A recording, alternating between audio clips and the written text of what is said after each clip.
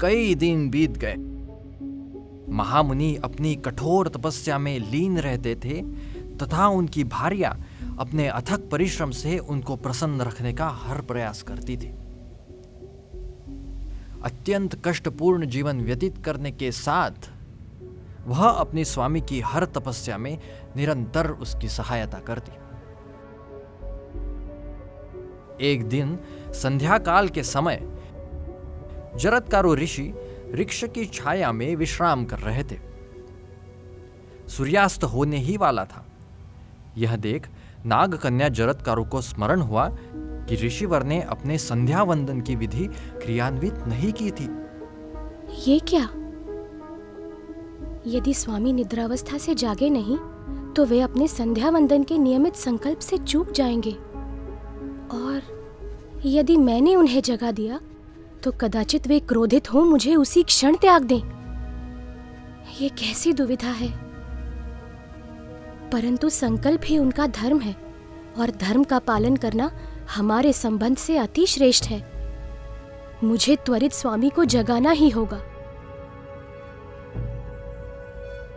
महर्षि, देखिए तो कितनी सुंदर संध्या है। गौ भी चराई के पश्चात अपने निवास लौट रही हैं। कृपया उठिए, अन्यथा आपकी संध्या विधि का समय बीत जाएगा।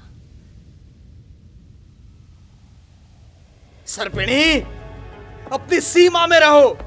तुम्हारा साहस कैसे हुआ मेरे विश्राम में विघ्न डालने का? अब क्या मुझे तुमसे अपने संकल्पों का ज्ञान लेना होगा? नहीं नहीं स्वामी, ऐसा कदापि नहीं है।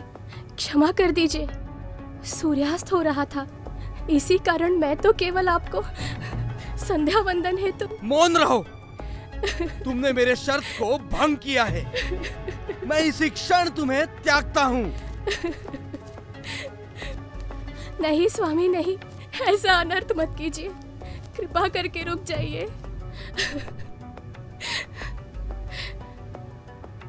हे महर्षि, मेरे भ्राता श्री वासुकी ने मेरा विवाह आपसे एक अत्यंत विशेष कारण से करवाया था। आपका अंश मेरी गर्भ में पल रहा है। मेरी विनती है आपसे कि केवल उसके जन्म तक आप रुक जाइए, अन्यथा हमारे सर्पजनों का उद्धारक कदाचित इस संसार में आए ही नहीं। मुझे सब ज्ञात है सुभाषिणी।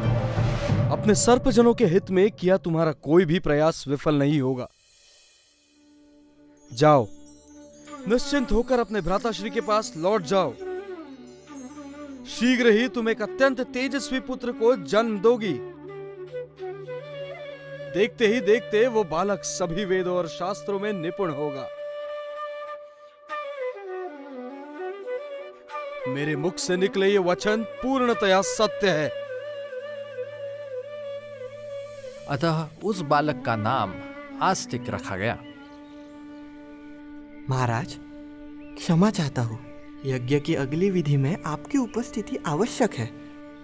अवश्य महर्षि, मुझे आज्ञा दे, किंतु मेरी अनुपस्थिति के कारण आप कथा को खंडित ना करें तथा यहाँ उपस्थित अन्य श्रोतागणों को अपने कथन से लाभान्वित करे ऋषिवर।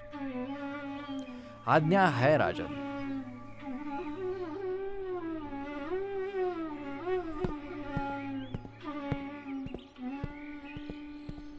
हे महर्षि, महाराज जन्मेजय के इस यज्ञ का क्या कोई विशेष प्रयोजन है?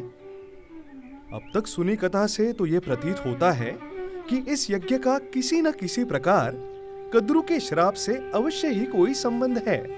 हाँ ऋषिवर, मेरे भी मन में यही प्रश्न उठा है कि सभी सर्पों के विनाश हेतु महाराज को एक यज्ञ का आयोजन क्यों करना पड़ा। उचित प्रश्न है आपके। इनके भी उत्तर आपको अवश्य प्राप्त होंगे हमारी अगली कथा में, जो है राजा परीक्षित की।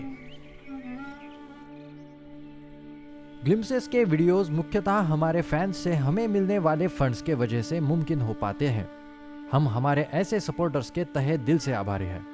आप भी चाहते हैं कि हम ऐसे वीडियोस बनाते रहे तो डिस्क्रिप्शन में दिए गए लिंक पर विजिट कर अपना योगदान जरूर दें। आस्तिक पर्व पर आधारित इस श्रृंखला में कथा अभी बाकी है, तो हमारे साथ जुड़े रहे। धन्यवाद।